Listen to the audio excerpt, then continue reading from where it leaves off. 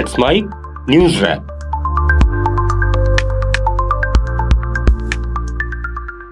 Iran और Israel के बीच cease fire के बाद ईरान में जीत का जश्न मनाया जा रहा है।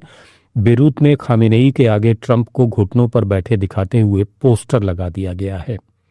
सड़कों पर बैनर लगाए गए जिनमें लिखा था कि ईरान ने इजराइल को युद्ध में पछाड़ दिया। ये क्षेत्र हिजबुल्लाह का गढ़ माना जाता है और वहां ईरान समर्थक भावनाएं काफी मजबूत हैं।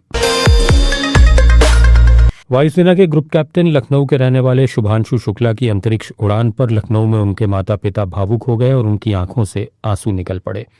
वे शुभांशु के पुराने स्कूल CMS के एक कार्यक्रम में शामिल होने पहुंचे थे। इस मौके पर शुभांशु शुक्ला के पिता शंभू दयाल ने कहा कि हमारा आशीर्वाद उसके साथ है और हम भगवान से उसका मिशन अच्छे से पूरा होने की प्रार्थना करते हैं। मां आशा शुक्ला ने कहा कि वो हमारे और सभी के लिए गर्व का क्षण है। बहन निधि मिश्रा ने कहा कि ये न केवल मेरे लिए बल्कि भारत में सभी के लिए गर्व का क्षण है। मैं इसे शब्दों में बयान नहीं कर सकती। भारत के रक्षा मंत्री राजनाथ सिंह शंघाई सहयोग संगठन के 2 दिन के सम्मेलन में हिस्सा लेने के लिए चीन के किंगदाओ पहुंच गए हैं। यहां पाकिस्तान के रक्षा मंत्री ख्वाजा आसिफ भी मौजूद हैं। ऑपरेशन सिंदूर के बाद यह पहली बार होगा जब भारत पाकिस्तान के रक्षा मंत्री एक मंच पर होंगे।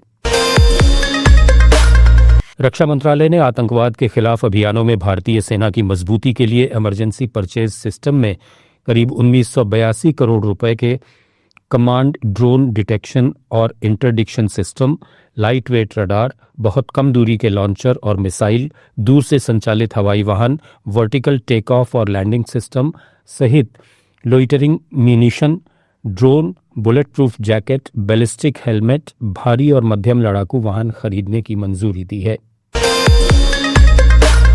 3 जुलाई से शुरू होने वाली अमरनाथ यात्रा को देखते हुए सुरक्षा के पुख्ता इंतजाम किए गए हैं। यात्रा 9 अगस्त को समाप्त होगी। इस बार यात्रा को सुरक्षित बनाने के लिए 10 SP, 15 deputy SP, Jammu Kashmir police और केंद्रीय अर्धसैनिक बलों के जवान तैनात किए गए हैं। अमेरिका के कुछ मीडिया हाउसेस का दावा है कि ईरान के परमाणु ठिकानों पर किए गए अमेरिकी हवाई हमले के बाद उसके न्यूक्लियर प्रोग्राम का मुख्य ठिकाना तबाह नहीं हुआ। राष्ट्रपति डोनाल्ड ट्रंप ने एक्स पर पोस्ट कर इस दावे को खारिज किया है। उन्होंने इसे फेक न्यूज करार दिया। ब्रिटेन के प्रधानमंत्री कीर स्टारमर ने अमेरिका से 1 दर्जन F-35A स्टेल्थ फाइटर जेट्स खरीदने की घोषणा की है। ये विमान परमाणु हथियार ले जाने में सक्षम है। 2019 में भारत के बहादुर विंग कमांडर अभिनंदन को पकड़ने वाले पाकिस्तानी सेना के अधिकारी मुइज़ अब्बास को दक्षिणी वजीरिस्तान में आतंकी संगठन तहरीके तालिबान पाकिस्तान के हमले में मौत के घाट उतार दिया गया। भारत की प्रसिद्ध फिल्म निर्देशक मीरा नायर के बेटे और भारतीय मूल के डेमोक्रेटिक नेता ज़ोहरान क्वामे ममदानी ने न्यूयॉर्क सिटी के मेयर पद के लिए डेमोक्रेटिक प्राइमरी चुनाव में जीत दर्ज की है। उन्होंने पूर्व गवर्नर एंड्रयू कुओमो को हराया। इजराइल और ईरान के संघर्ष के बीच फंसे भारतीयों को वहां से निकालने के लिए चलाया गया ऑपरेशन सिंधु अब बंद कर दिया गया है। इससे पहले बुधवार सुबह 224 भारतीय नागरिक इजराइल से भारत लौटे। पंजाब विजिलेंस ने आय से अधिक संपत्ति के मामले में पूर्व अकाली मंत्री विक्रम मजीठिया को गिरफ्तार किया। अमृतसर से गिरफ्तार करने के बाद विजिलेंस की टीम मजीठिया को मोहाली ले गई। मजीठिया ने कहा कि सारी कार्रवाई राजनीतिक बदले की भावना से की जा रही है, मगर वो इससे डरने वाले नहीं हैं। ईडी ने आज साइबर ठगी से जुड़े मामले में महाराष्ट्र और गुजरात में बड़ी कार्रवाई की। ये 100 करोड़ रुपए से ज्यादा की ठगी का मामला है। ईडी अहमदाबाद जोनल ऑफिस ने मुंबई, सूरत और अहमदाबाद में prevention of money laundering act के तहत सुबह ही कार्रवाई शुरू कर दी, जो देर रात तक जारी रही। कांग्रेस ने अपने सांसद शशि थरूर के उस बयान से दूरी बना ली है जिसमें उन्होंने प्रधानमंत्री नरेंद्र मोदी की भारत के बाहर एनर्जी और सक्रियता को प्राइम एसेट बताया था। ये टिप्पणी शशि थरूर ने ऑपरेशन सिंदूर से जुड़ी एक रिपोर्ट में दी थी, जो सोमवार को प्रकाशित हुई। कांग्रेस प्रवक्ता सुप्रिया श्रीनेत ने पत्रकारों के सवालों का जवाब देते हुए कहा कि ये शशि थरूर की निजी राय हो सकती है, लेकिन ये कांग्रेस पार्टी की राय नहीं है। थरूर ने मॉस्को में कहा कि उनके लेख को बीजेपी में शामिल होने की मंशा के रूप में नहीं देखा जाए। राजस्थान के पूर्व मुख्यमंत्री अशोक गहलोत ने आज जोधपुर में मीडिया से बात करते हुए कहा कि सीएम भजनलाल शर्मा को हटाने का भयंकर षड्यंत्र चल रहा है। उनके खिलाफ भाजपा के लोग लगे हुए हैं। कोई पहली बार एमएलए बनकर मुख्यमंत्री बन जाए कितनी बड़ी बात है, इसे मेंटेन रखें, बार बार बदलने से क्या फायदा। उधर पूर्व मुख्यमंत्री अशोक गहलोत को जिला प्रशासन ने स्कूल का लोकार्पण करने से रोक दिया। गहलोत को शहर के एक स्कूल की बिल्डिंग का 27 जून को उद्घाटन करना था। विवाद बढ़ा तो पूर्व मुख्यमंत्री ने कहा कि हमने प्रोग्राम ही कैंसिल कर दिया है। राजस्थान के उदयपुर में एड शूट करने आई फ्रांस की युवती से दुष्कर्म के आरोपी को चित्तौड़गढ़ से गिरफ्तार किया गया है। आरोपी पुष्पराज ओझा ने कहा कि उसके साथ हनी ट्रैप हुआ है। उसे बॉलीवुड के कुछ लोग फंसा रहे हैं। पुष्पराज मूवी से लेकर एड, सॉन्ग और सीरियल में कास्टिंग करता है। जम्मू कश्मीर के सीएम उमर अब्दुल्ला ने राज्य के दर्जे पर अपनी कुर्सी छोड़ने की पेशकश की है। गुलमर्ग में एक कार्यक्रम में शामिल होने के बाद पत्रकारों से बात करते हुए उमर अब्दुल्ला ने कहा कि मैंने एक अखबार में पढ़ा कि अगर राज्य का दर्जा देना है तो विधानसभा को भंग करना होगा, तो होने दो, मुझे अपनी कुर्सी की चिंता नहीं है।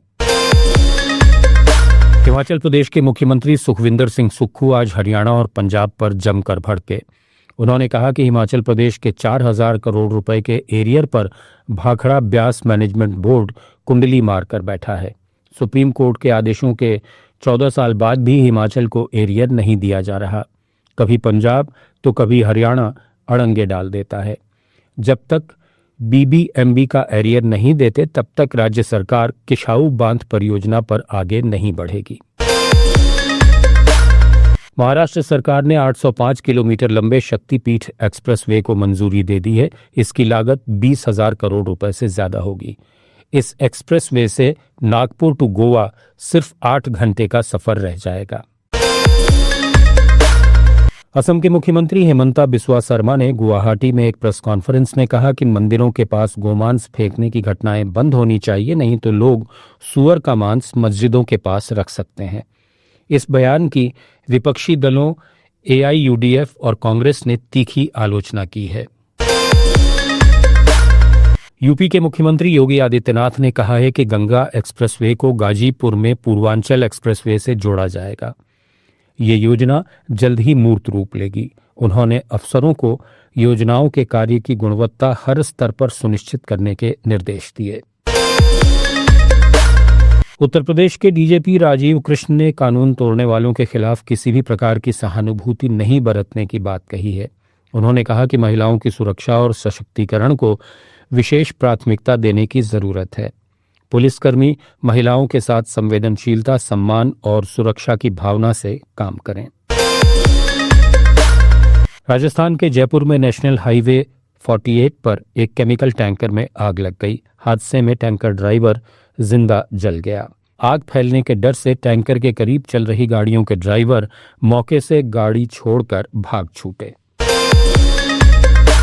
गुजरात के अहमदाबाद में भगवान जगन्नाथ की 148वीं रथ यात्रा को लेकर सुरक्षा के सख्त इंतजाम किए गए हैं। पहली बार भीड़ और आग से जुड़ी घटनाओं को रोकने के लिए एआई का इस्तेमाल किया जाएगा।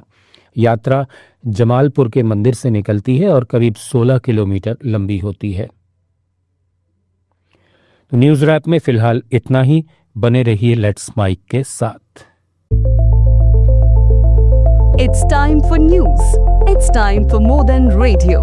Presenting the first radio news app, Let's Mic. Let's Mic.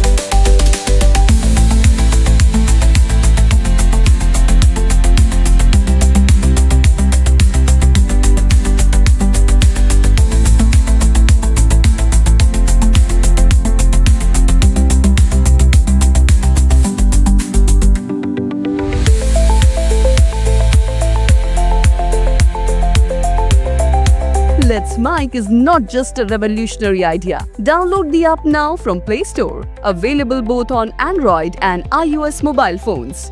Follow us on YouTube, Instagram, Twitter, LinkedIn, Facebook, Telegram, WhatsApp, Snapchat. Let's talk, let's connect, and let's Mic.